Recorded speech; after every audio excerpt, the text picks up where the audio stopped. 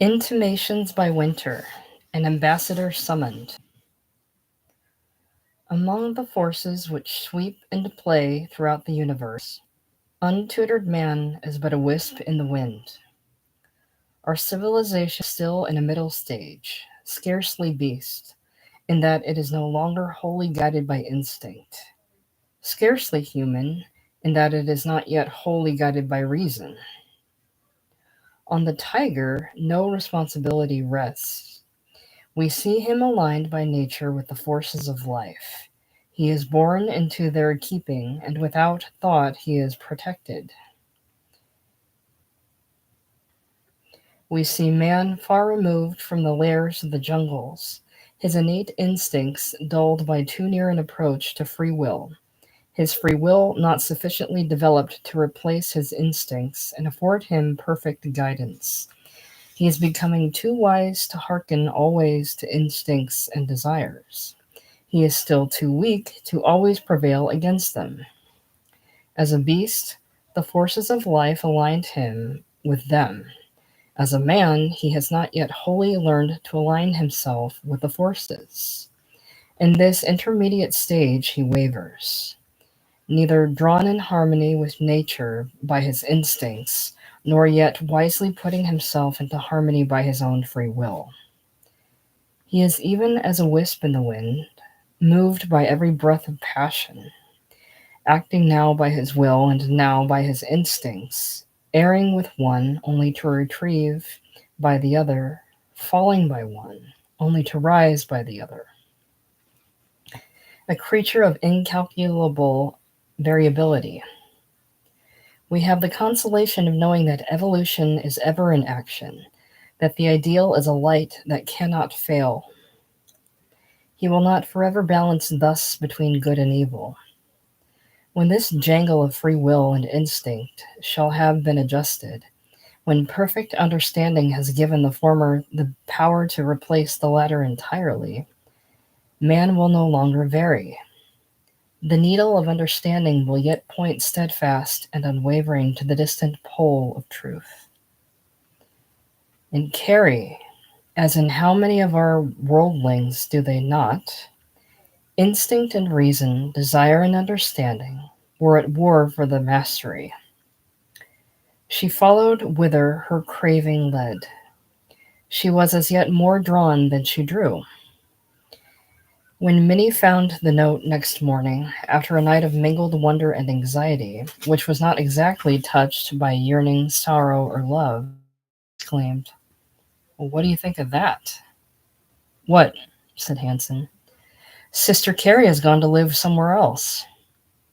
Hanson jumped out of bed with more celerity than he usually displayed, and looked at the note. The only indication of his thoughts came in the form of a little clicking sound made by his tongue, the sound some people make when they wish to urge on a horse. "Where do you suppose she's gone to?" said Minnie, thoroughly aroused. "I don't know," a touch of cynicism lighting his eye.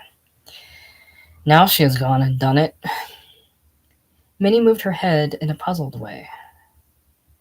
"Oh, oh," she said, "she doesn't know what she has done." "Well," said Hanson after a while, sticking his hands out before him, "what can you do?" Minnie's womanly nature was higher than his. She figured the possibilities in such cases. "Oh," she said at last, "poor Sister Carrie." At the time of this particular conversation, which occurred at 5 a.m., that little soldier of fortune was sleeping a rather troubled sleep in her new room, alone. Carrie's new state was remarkable in that she saw possibilities in it. She was no sensualist longing to drowse sleepily in the lap of luxury. She turned about, troubled by her daring, glad of her release, wondering whether she would get something to do, wondering what Drouet would do. That worthy had his future fixed for him beyond a peradventure. He could not help what he was going to do. He could not see clearly enough to wish to do differently. He was drawn by his innate desire to act the old pursuing part. He would need to delight himself with Carrie as surely as he would need to eat his heavy breakfast. He might suffer the least rudimentary twinge of conscience in whatever he did, and in just so far he was evil and sinning. But whatever twinges of conscience he might have would be rudimentary, you may be sure. The next day he called upon Carrie, and she saw him in her chamber. He was the same jolly, enlivening soul. "Ah," he said, "what are you looking so blue about? Come on out to breakfast. You want to get your other clothes today?" Carrie looked at him with the hue of shifting thought in her large eyes. "I wish I could get something to do," she said. "You'll get that all right," said Drouet. "What's the use worrying right now? Get yourself fixed up. See the city. I won't hurt you." "I know you won't," she remarked, half truthfully. "Got on the new shoes, haven't you? Stick 'em out. George, they look fine. Put on your jacket." Carrie obeyed. "Say, that fits like a T, don't it?" he remarked, feeling the set of it at the waist and eyeing it from a few paces with real pleasure. "What you need now is a new skirt. Let's go to breakfast." Carrie put on her hat. "Where are the gloves?" he inquired. "Here," she said, taking them out of the bureau drawer. "Now, come on," he said. Thus the first hour of misgiving was swept away. It went this way on every occasion. Drouet did not leave her much alone. She had time for some lone wanderings, but mostly he filled her hours with sightseeing. At Carson, Peary's he bought her a nice skirt and a shirtwaist. With his money she purchased the little necessities of toilet, until at last she looked quite another maiden. The mirror convinced her of a few things which she had long believed. She was pretty, yes indeed. How nice her hat sat, and weren't her eyes pretty? She caught her little red lip with her teeth and felt her first thrill of power. Drouet was so good. They went to see The Mikado one evening, an opera which was hilariously popular at that time. Before going, they made off for the Windsor dining room, which was in Dearborn Street, a considerable distance from Carrie's room. It was blowing up cold, and out of her window Carrie could see the western sky, still pink with fading light, but steely blue at the top where it met the darkness. A long, thin cloud of pink hung in midair, shaped like some island in a far-off sea. Somehow the swaying of some dead branches of trees across the way brought back the picture with which she was familiar when she looked from their front window in December days at home. She paused and wrung her little hands. "What's the matter?" said Drouet. "No, I don't know," she said, her lip trembling. He sensed something and slipped his arm over her shoulder, patting her arm. "Come on," he said gently. "You're all right." She turned to slip on her jacket. "Better wear the bow about your throat tonight." They walked north on Wabash to Adams Street and then west. The lights in the stores were already shining out in gushes of golden hue. The arc lights were sputtering overhead, and high up were the lighted windows of the tall office buildings. The chill wind whipped in and out in gusty breaths. Homeward bound, the 6 o'clock throng bumped and jostled. Light overcoats were turned up about the ears, hats were pulled down. Little shop girls went fluttering by in pairs and fours, chattering, laughing. It was a spectacle of warm-blooded humanity. Suddenly, a pair of eyes met Carrie's in recognition. They were looking out from a group of poorly dressed girls. Their clothes were faded and loose hanging, their jackets old, their general makeup shabby. Carrie recognized the glance and the girl. She was one of those who worked at the machines in the shoe factory. The latter looked, not quite sure, and then turned her head and looked. Carrie felt as if some great tide had rolled between them. The old dress and the old machine came back. She actually started. Drouet didn't notice until Carrie bumped into a pedestrian. "You must be thinking," he said. They dined and went to the theater. That spectacle pleased Carrie immensely. The color and grace of it caught her eye. She had vain imaginings about place and power, about far-off lands and magnificent people. When it was over, the clatter of coaches and the throng of fine ladies made her stare. "Wait a minute," said Drouet, holding her back in the showy foyer, where ladies and gentlemen were moving in a social crush. Skirts rustling, lace-covered heads nodding, white teeth showing through parted lips. "Let's see." 67, the coach caller was saying, his voice lifted in a sort of euphonious cry. 67. "Isn't it fine?" said Carrie. "Great," said Drouet. He was as much affected by this show of finery and gaiety as she. He pressed her arm warmly. Once she looked up, her even teeth glistening through her smiling lips, her eyes alight. As they were moving out, he whispered down to her, "You look lovely." They were right where the coach caller was, swinging open a coach door and ushering in two ladies. "You stick to me and we'll have a coach," laughed Drouet. Carrie scarcely heard. Her head was so full of the swirl of life. They stopped in at a restaurant for a little after-theater lunch. Just a shade of a thought of the hour entered Carrie's head. But there was no household law to govern her now. If any habits ever had time to fix upon her, they would have operated here. Habits are peculiar things. They will drive the really non-religious mind out of bed to say prayers that are only a custom and not a devotion. The victim of habit, when he has neglected the thing which it was his custom to do, feels a little scratching in the brain, a little irritating something, which comes of being out of the rut, and imagines it to be the prick of conscience, the still small voice that is urging him ever to righteousness. If the digression is unusual enough, the drag of habit will be heavy enough to cause the unreasoning victim to return and perform the perfunctory thing. Now, bless me, says such a mind, I have done my duty, when, as a matter of fact, it has merely done its old unbreakable trick once again. Carrie had no excellent home principles fixed upon her. If she had, she would have been more consciously distressed. Now the lunch went off with considerable warmth. Under the influence of the varied occurrences, the fine and visible passion which was emanating from Drouet, the food, the still unusual luxury, she relaxed and heard with open ears. She was again the victim of the city's hypnotic influence. "Well," said Drouet at last, "we had better be going." They had been dawdling over the dishes, and their eyes had frequently met. Carrie could not help but feel the vibration of force which followed, which, indeed, was his gaze.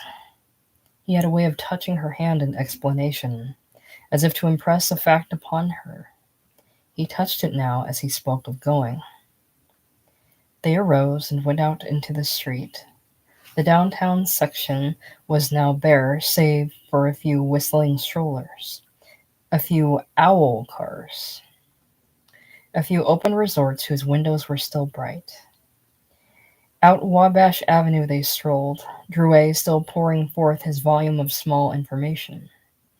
He had Carrie's arm in his and held it closely as he explained. Once in a while, after some witticism, he would look down and his eyes would meet hers.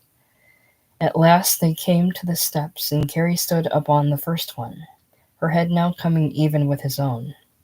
He took her hand and held it genially. He looked steadily at her as she glanced about, warmly musing. At about that hour, Minnie was soundly sleeping, after a long evening of troubled thought. She had her elbow in an awkward position under her side. The muscles so held irritated a few nerves, and vague scene floated in on the drowsy mind. She fancied she and Carrie were somewhere beside an old coal mine. She could see the tall runway and the heap of earth and coal cast out. There was a deep pit into which they were looking.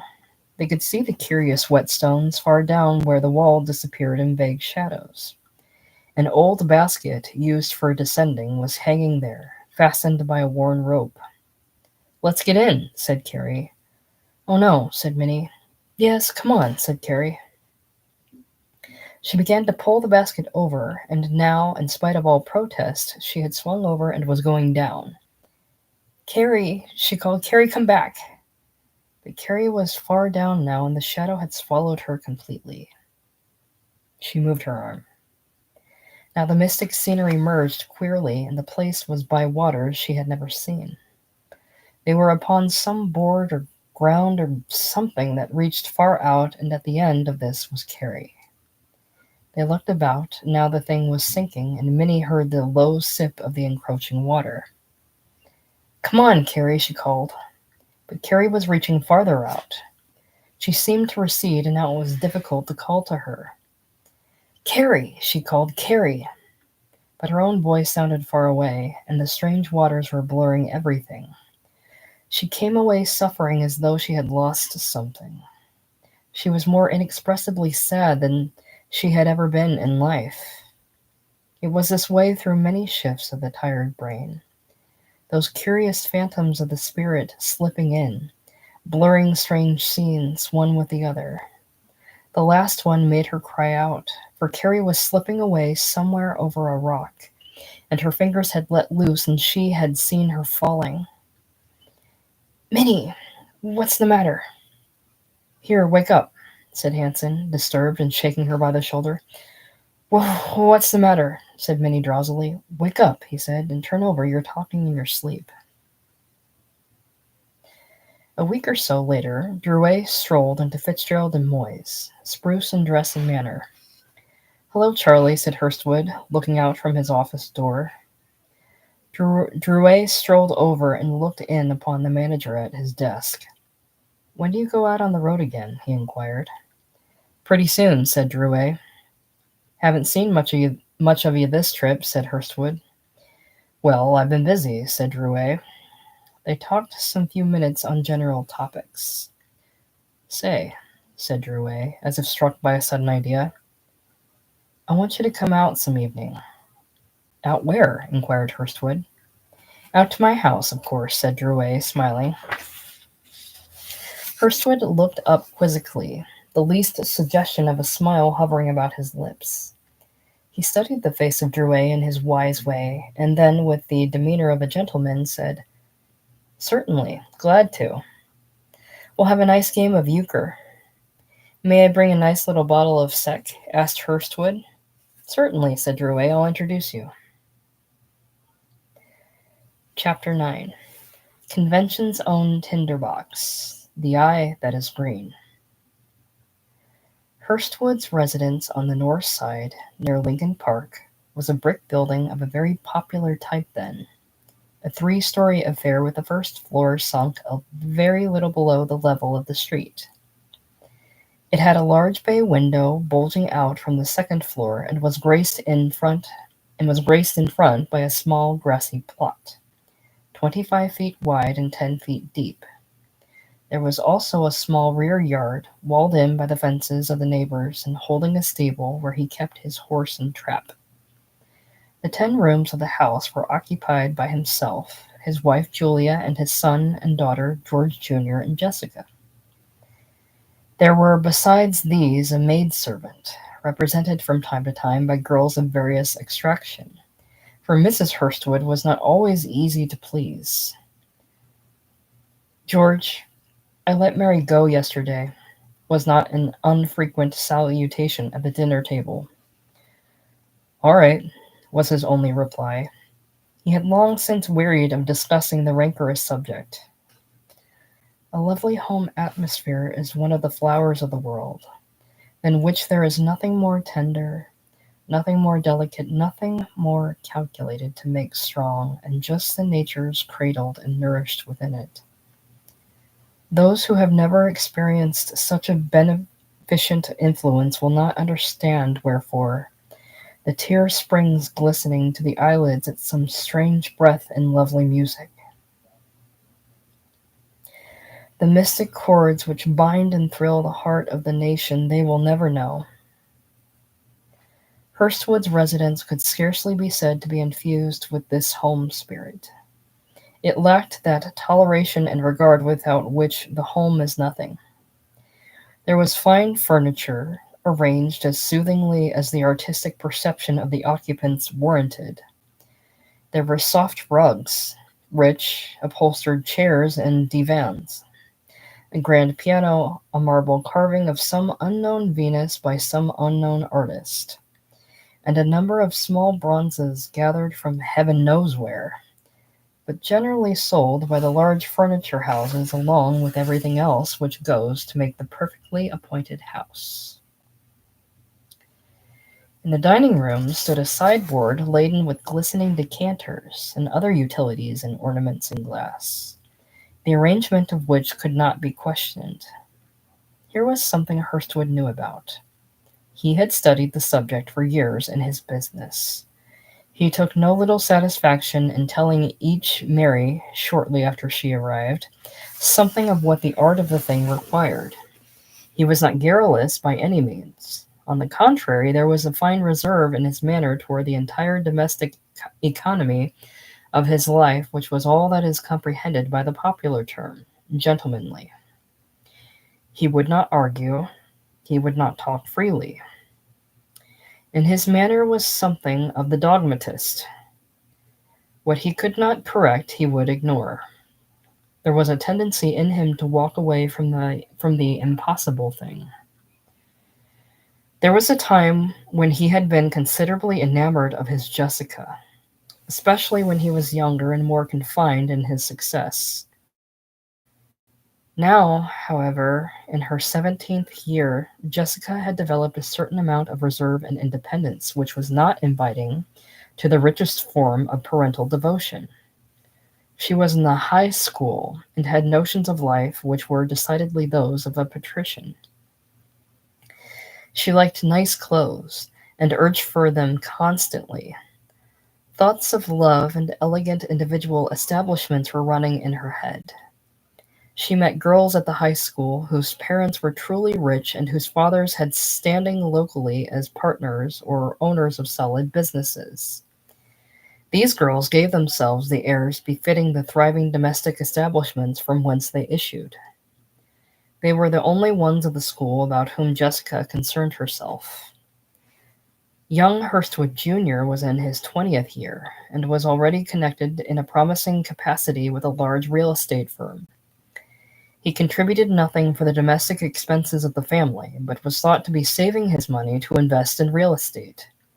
He had some ability, considerable vanity, and a love of pleasure that had not, as yet, infringed upon his duties, whatever they were.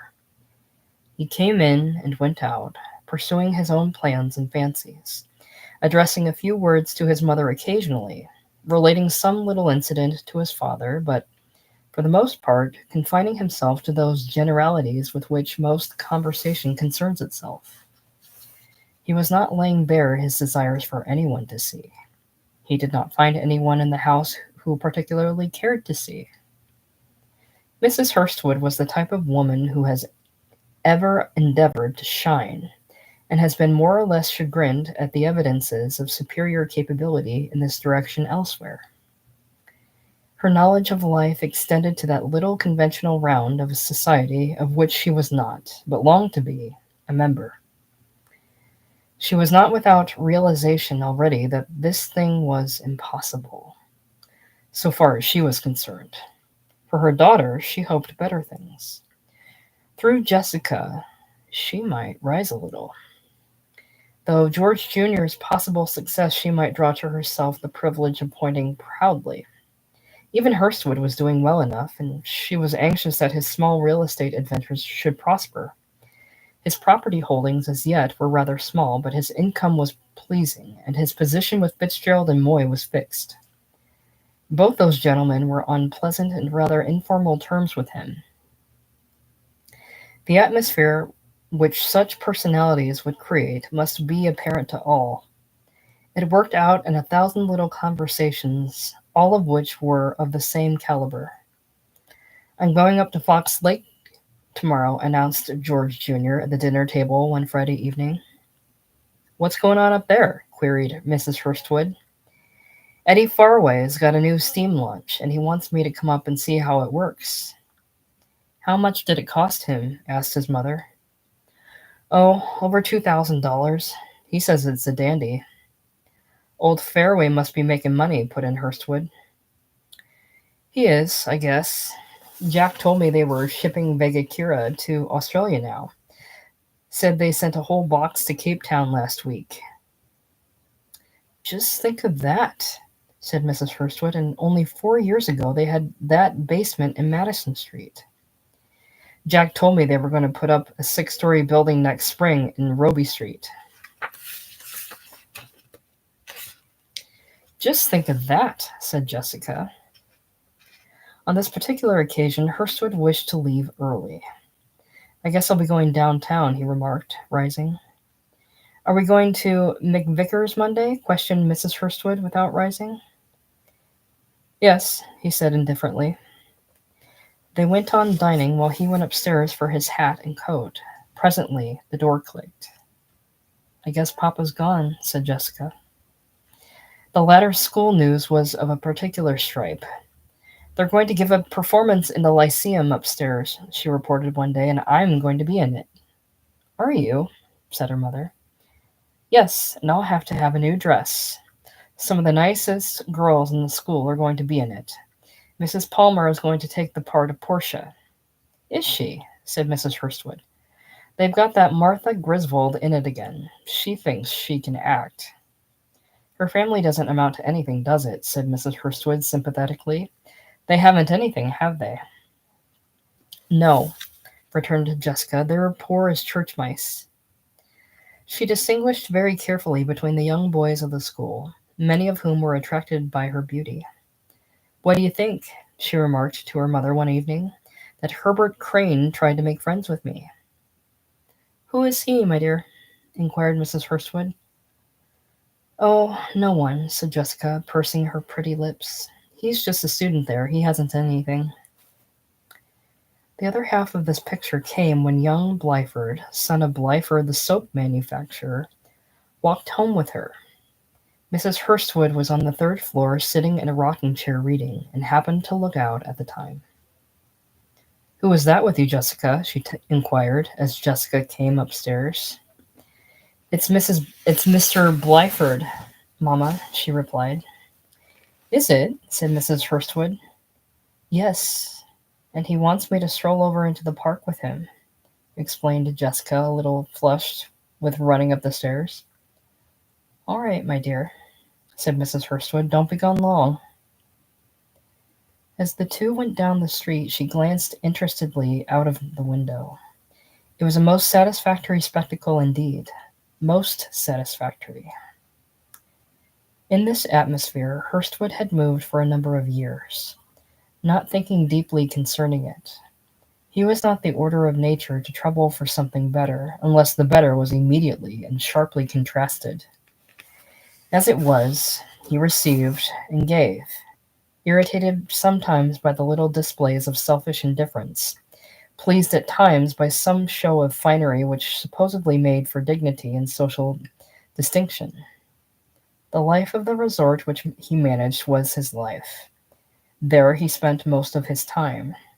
When he went home evenings, the house looked nice. With rare exceptions, the meals were acceptable, being the kind that an ordinary servant can arrange.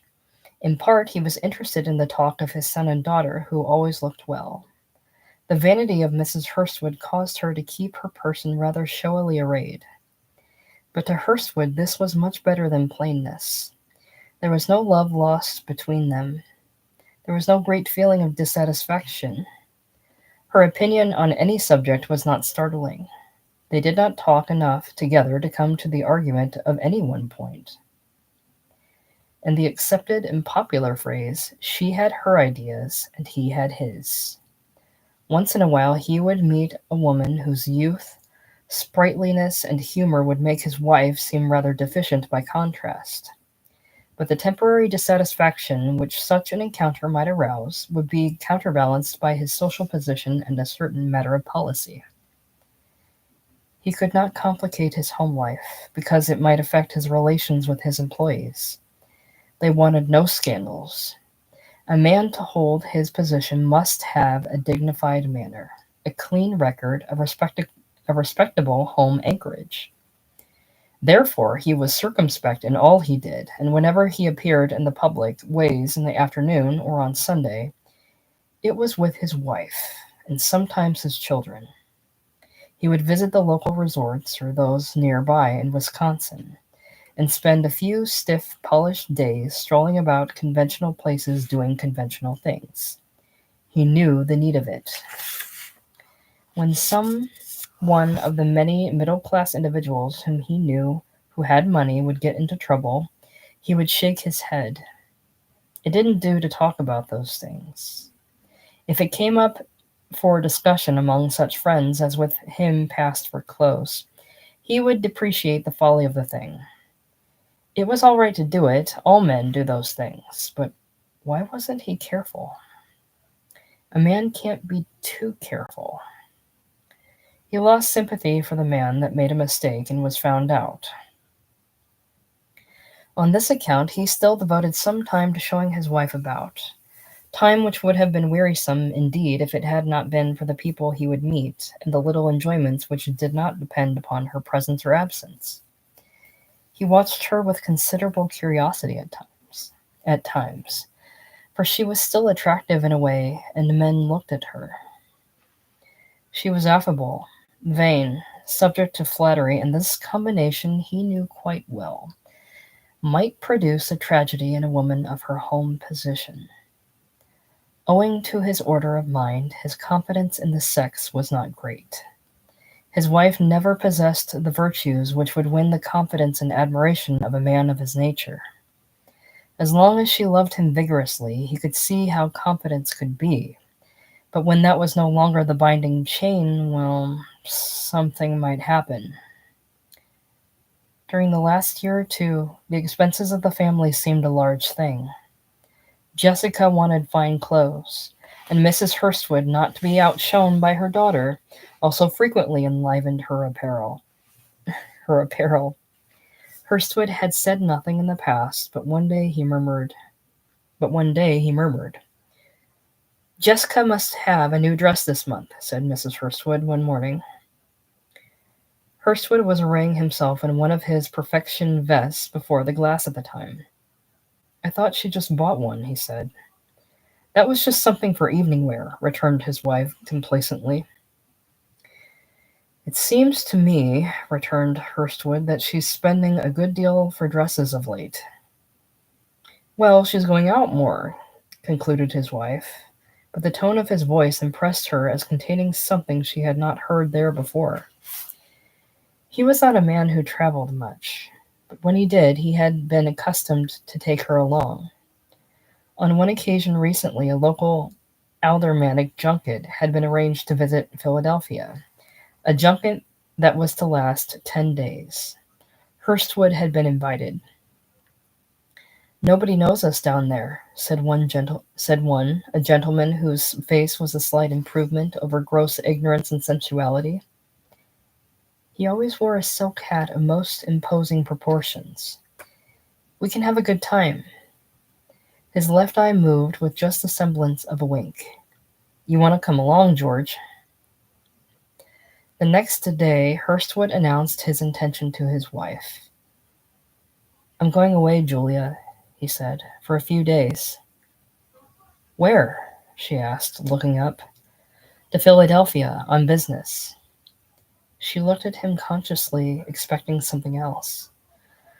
"I'll have to leave you behind this time."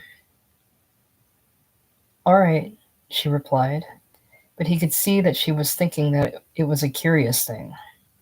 Before he went, she asked him a few more questions, and that irritated him. He began to feel that she was a disagreeable attachment.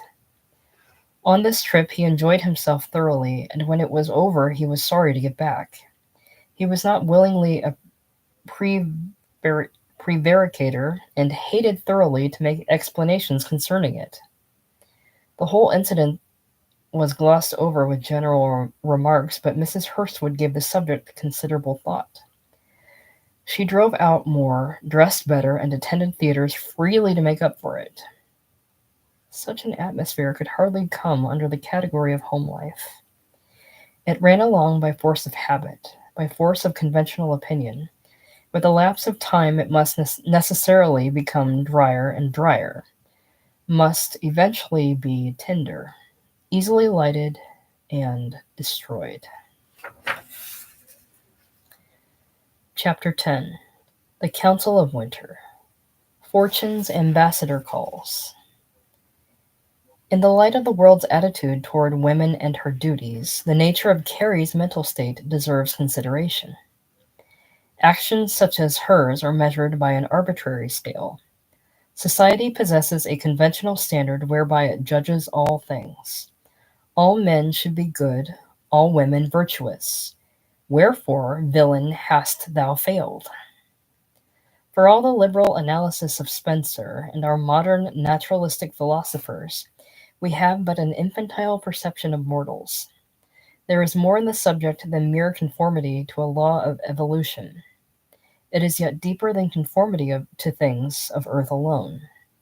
It is more involved than we as yet perceive. Answer first why the heart thrills. Explain wherefore some plaintive note goes wandering about the world, undying. Make clear the rose's subtle alchemy, evolving its ruddy lamp in light and rain. In the essence of these facts lie the first principles of morals. Oh, thought Drouet, how delicious is my conquest. Ah, thought Carrie with mournful misgivings, what is it I have lost?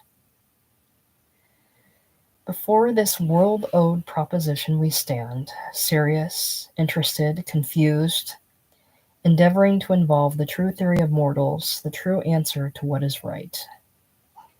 In the view of a certain stratum of society, Carrie was comfortably established. In the eyes of the starveling, beaten by every wind and gusty sheet of rain, she was safe in a halcyon harbor. Drouet had taken 3 rooms, furnished in Ogden Place, facing Union Park on the west side. That was a little green-carpeted breathing spot, than which today there was nothing more beautiful in Chicago. It afforded a vista pleasant to contemplate. The best room looked out upon the lawn of the park, now sere and brown where a little lake lay sheltered. Over the bare limbs of the trees, which now swayed in the wintry wind, rose the steeple of the Union Park Congregational Church, and far off the towers of several others. The rooms were comfortably enough furnished. There was a good Brussels carpet on the floor, rich in dull red and lemon shades, and representing large jardinières filled with gorgeous, impossible flowers. There was a large pure glass mirror between the 2 windows. A large, soft green, plush-covered couch occupied one corner, and several rocking chairs were set about. Some pictures, several rugs, a few small pieces of bric-a-brac, and the table of contents is told. In the bedroom, off the front room, was Carrie's trunk, bought by Drouet, and in the wardrobe built into the wall, quite an array of clothing, more than she had ever possessed before, and of very becoming designs. There was a 3rd room for possible use as a kitchen, where Drouet had Carrie establish a little portable gas stove for the preparation of small lunches, oysters, Welsh rarebits, and the like, of which he was exceedingly fond, and lastly, a bath. The whole place was cozy, in that it was lighted by gas and heated by furnace registers, possessing a small grate set with an asbestos back, a method of cheerful warming which was then first coming into use. By her industry and natural love of order, which now developed, the place maintained an air of pleasing in the extreme. Here, then, was Carrie, established in a pleasant fashion, free of certain difficulties which most ominously confronted her, laden with many new ones which were of a mental order, and altogether so turned about in all of her earthly relationships that she might well have been a new and different individual. She looked into her glass and saw a prettier Carrie than she had seen before. She looked into her mind, a mirror prepared of her own and the world's opinions, and saw a worse. Between these two images she wavered, hesitating which to believe. "My, but you're a little beauty," Drouet was wont to exclaim to her. She would look at him with large, pleased eyes. "You know it, don't you?" he would continue. "Oh, I don't know," she would reply, feeling delight in the fact that one should think so, hesitating to believe, though she really did, that she was vain enough to think so much of herself. Her conscience, however, was not a Drouet, interested to praise. There she heard a different voice, with which she argued, pleaded, excused. It was no just and sapient counselor in its last analysis.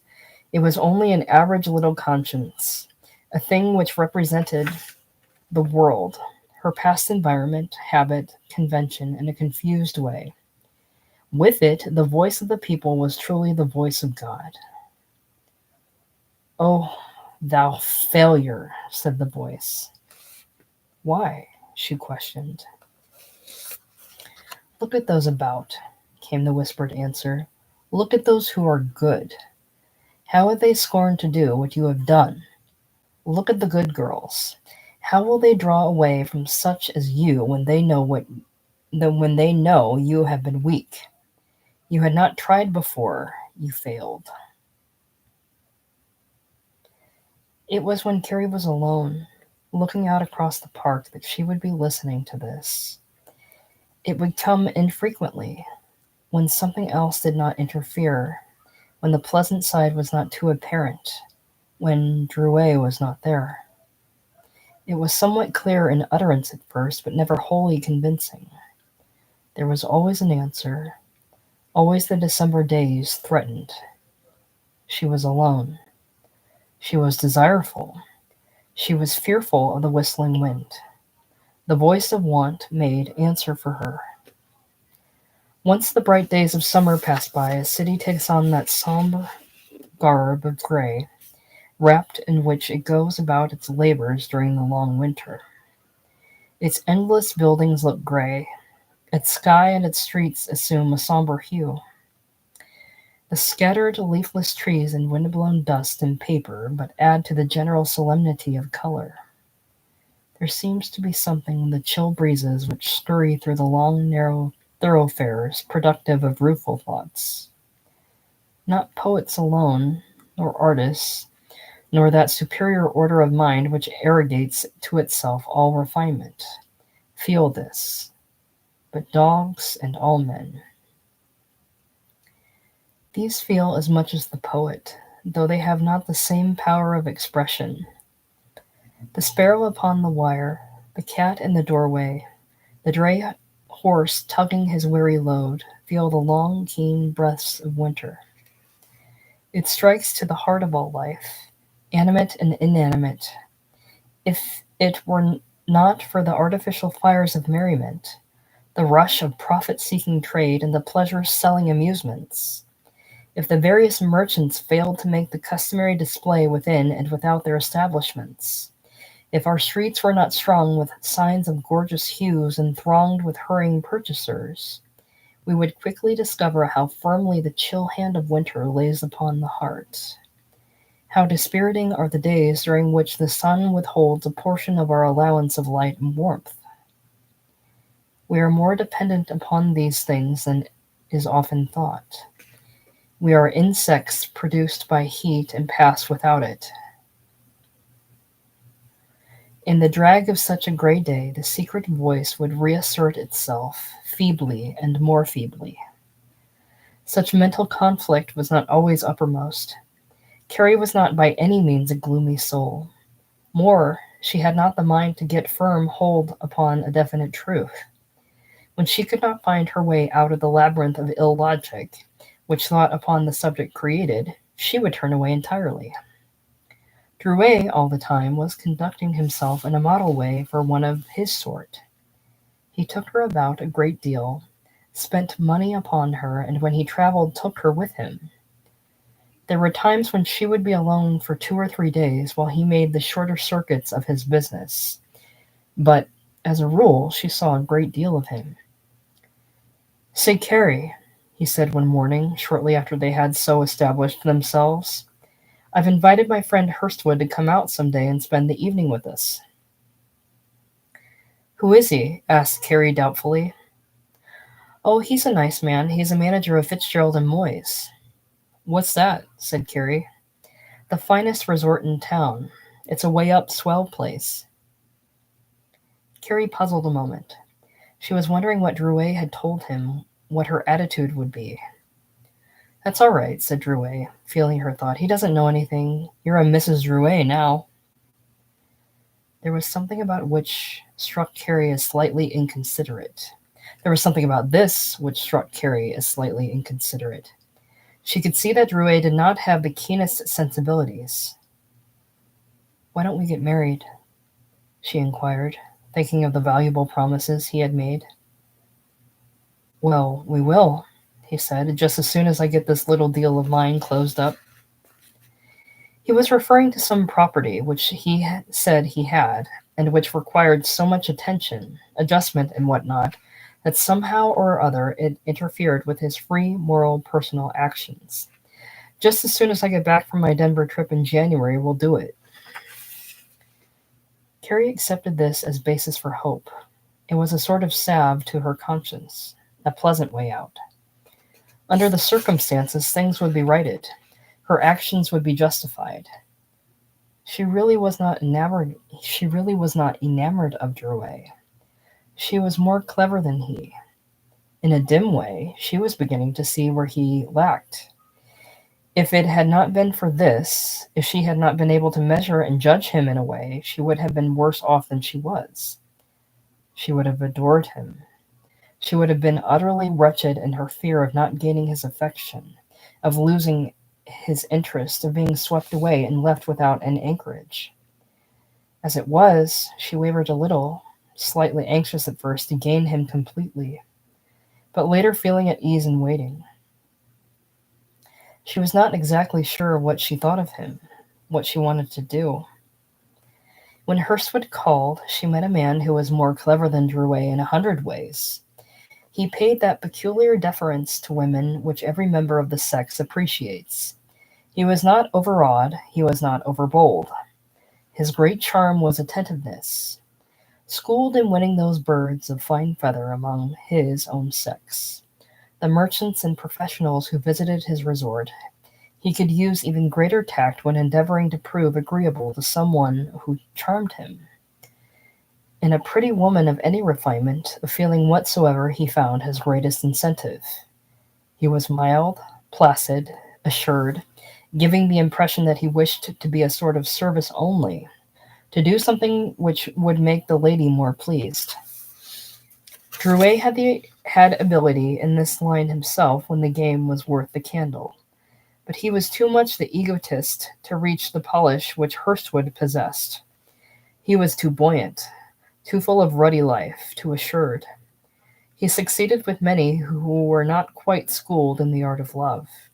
He failed dismally where the woman was slightly experienced and possessed innate refinement. In the case of Carrie, he found a woman who was all of the latter but none of the former. He was lucky in the fact that opportunity tumbled into his lap, as it were. A few years later, with a little more experience, the slightest tide of success, and he had not been able to approach Carrie at all. "You ought to have a piano here, Drouet," said Hurstwood, smiling at Carrie, on the evening in question, "so that your wife could play." Drouet had not thought of that. "So we ought," he observed readily. "Oh, I don't play," ventured Carrie. "It isn't very difficult," returned Hurstwood. "You could do very well in a few weeks." He was in the best form for entertaining this evening. His clothes were particularly new and rich in appearance. The coat lapels stood out with that medium stiffness which excellent cloth possesses. The vest was of a rich Scotch plaid, set with a double row of round mother-of-pearl buttons. His cravat was a shiny combination of silken threads, not loud, not inconspicuous. What he wore did not strike the eye so forcibly as that which Drouet had on, but Carrie could see the elegance of the material. Hurstwood's shoes were of soft black calf, polished only to a dull shine. Drouet wore patent leather, but Carrie could not help feeling that there was a distinction in favor of the soft leather, where all else was so rich. She noticed these things almost unconsciously. They were things which would naturally flow from the situation. She was used to Drouet's appearance. "Suppose we have a little game of euchre," suggested Hurstwood after a light round of conversation. He was rather dexterous in avoiding everything that would suggest that he knew anything of Carrie's past. He kept away from personalities altogether, and confined himself to those things which did not concern individuals at all. By his manner he put Carrie at her ease, and by his deference and pleasantries he amused her. He pretended to be seriously interested in all she said. "I don't know how to play," said Carrie. "Charlie, you are neglecting a part of your duty," he observed to Drouet most affably. "Between us, though," he went on, "we can show you." By his tact he made Drouet feel that he admired his choice. There was something in his manner that showed that he was pleased to be there. Drouet felt really closer to him than ever before. It gave him more respect for Carrie. Her appearance came into a new light under Hurstwood's appreciation. The situation livened considerably. "Now, let me see," said Hurstwood, looking over Carrie's shoulder very deferentially. "What have you?" He studied for a moment. "That's rather good," he said. "You're lucky. Now, I'll show you how to trounce your husband. You take my advice." "Here," said Drouet, "if you two are going to scheme together, I won't stand the ghost of a show. Hurstwood's a regular sharp." "No, it's your wife. She brings me luck. Why shouldn't she win?" Carrie looked gratefully at Hurstwood and smiled at Drouet. The former took the air of a mere friend. He was simply there to enjoy himself. Anything that Carrie did was pleasing to him, nothing more. "There," he said, holding back one of his own good cards and giving Carrie a chance to take a trick. "I count that clever playing for a beginner." The latter laughed gleefully as she saw the hand coming her way. It was as if she were invincible when Hurstwood helped her. He did not look at her often. When he did, it was with a mild light in his eye. Not a shade was there of anything save geniality and kindness. He took back the shifty, clever gleam and replaced it with one of innocence. Carrie could not guess but that it was a pleasure with him in the immediate thing. She felt that he considered she was doing a great deal. "It's unfair to let such playing go without earning something," he said after a time, slipping his finger into the little coin pocket of his coat. "Let's play for dimes." "All right," said Drouet, fishing for bills. Hurstwood was quicker. His fingers were full of new 10-cent pieces. "Here we are," he said, supplying each one with a little stack. "Oh, this is gambling," smiled Carrie. "It's bad."